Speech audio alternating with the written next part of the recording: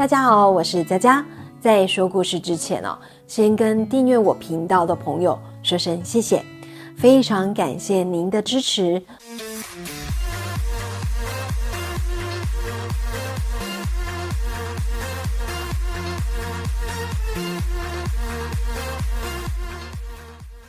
虽然我的频道订阅人数跟流量都很低，但是还是有一些默默支持我的朋友，每次都会准时收看我的影片，也会留言跟我互动。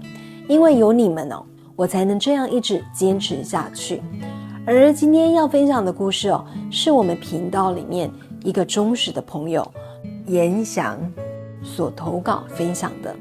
同样为了方便叙述，我会做一些小调整，并且用第一人称来说这个故事哦。故事开始咯。我是一位视障者，因为视力不佳的关系，所以我的感受能力比其他的人更加的敏锐。而这一件事情大约发生在我33岁那一年的夏天。我跟一群视障的朋友参加了3天2夜的金门之旅。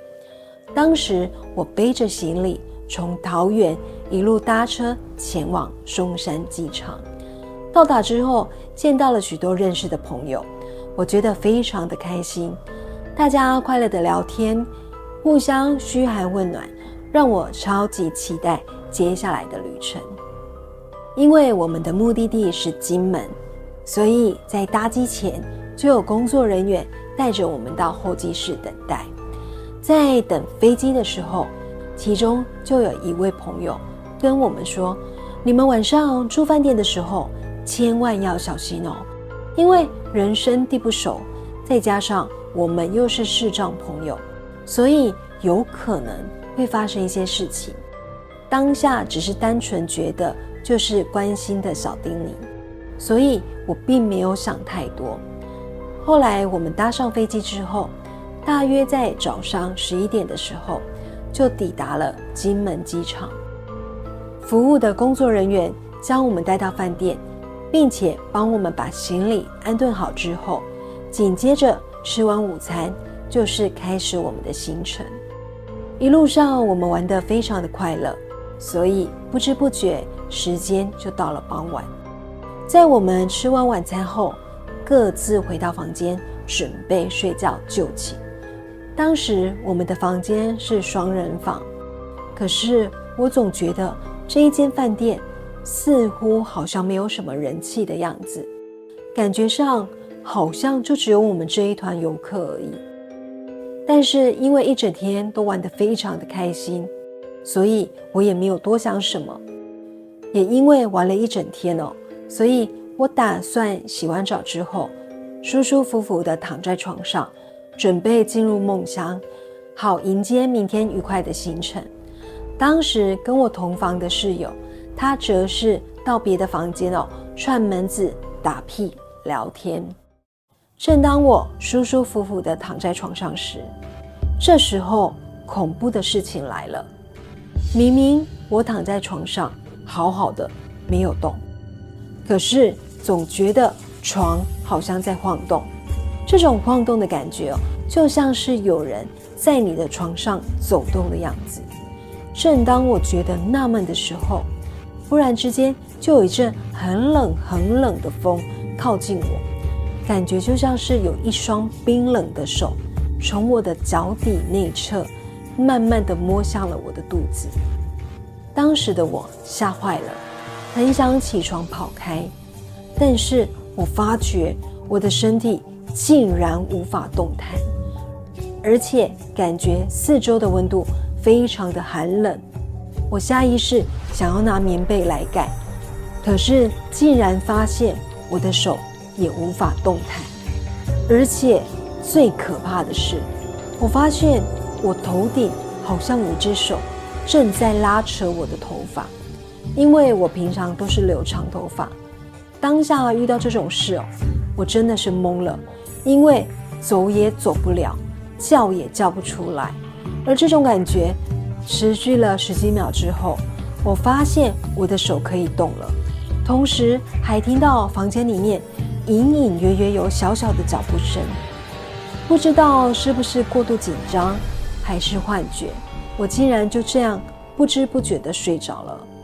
结果第二天早上醒来的时候，我们大家坐在楼下的餐厅吃早餐，坐在我对面的一位朋友就对我说，不好意思，我想请问一下，请问你昨天几点睡觉啊？为什么你的房间里面好像有一些奇怪的声音跟动静？于是我就说，大约晚上11点半我就睡觉了，怎么了吗？接着他说，他昨天晚上洗完澡刚出来的时候，就听到我的房间门口隐隐约约好像有小孩子的哭声，而且我的房间好像有什么东西在震动的声音。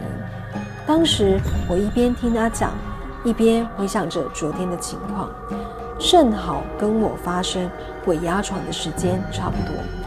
也就是说，昨天我的经历跟感觉并不是我水土不服而产生的幻觉，也不是我在做梦，而是真实发生的。因为第二天晚上还是一样的饭店，所以我有问过导游能不能更换房间。导游说没办法做更换，于是我只好心里默念说，不好意思打扰了，我们只是来旅游借住，没有什么恶意，明天就会离开了。不过还好，第二天晚上并没有发生什么怪事，于是我就安然无恙地度过了第二天的晚上。到了第三天的傍晚，行程结束之后，我们便搭乘飞机回到了松山机场，因为我还要搭车回桃园。没有想到这个时候我开始觉得身体有一点疲累。一开始我想可能是3天的行程玩得太累的关系，但是后来越想越不对，因为在回到台湾的第二天，我开始上班的时候，总觉得我的身边有一股莫名其妙的压力存在。到了第3天、第4天，这种感觉越来越明显，而且严重到我觉得非常不舒服。于是我就跟爸爸妈妈说前几天我在金门饭店碰到的事情。妈妈听完之后就赶紧带着我到了附近的庙里拜拜。拜完之后，这种不舒服的感觉才慢慢的消失，而整个故事也才慢慢的告一段落。故事说完了。分享这个故事的网友严翔，他在我频道还没有破千的时候，就常常收看我的影片，并且会留言分享他的感觉。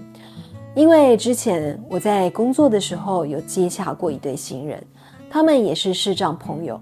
说实在的，我对他们2位的印象很深，因为或许是视力不佳的原因，所以觉得他对一切的人事物都是用心在交流跟感受。也因为这样子，我对视障朋友还蛮有好感的，感觉他们就是非常的真诚。而今天故事的分享者严翔，他说他还有一些奇怪的经验跟故事下次呢会再投稿跟我们分享。所以在这边呢，先谢谢您咯。如果我们的观众朋友有故事也想要分享的话，欢迎寄到我的信箱gn111000a@gmail.com。 再次谢谢您的收看和订阅。下星期五晚上9点，记得锁定我的频道来听我说故事哦。如果有婚礼、尾牙、活动、商演等需求，请加入我们爱信封官方 LINE 小老鼠869IXXVK， 我们用心在活动的每个细节。我是佳佳，我们下周见，拜拜。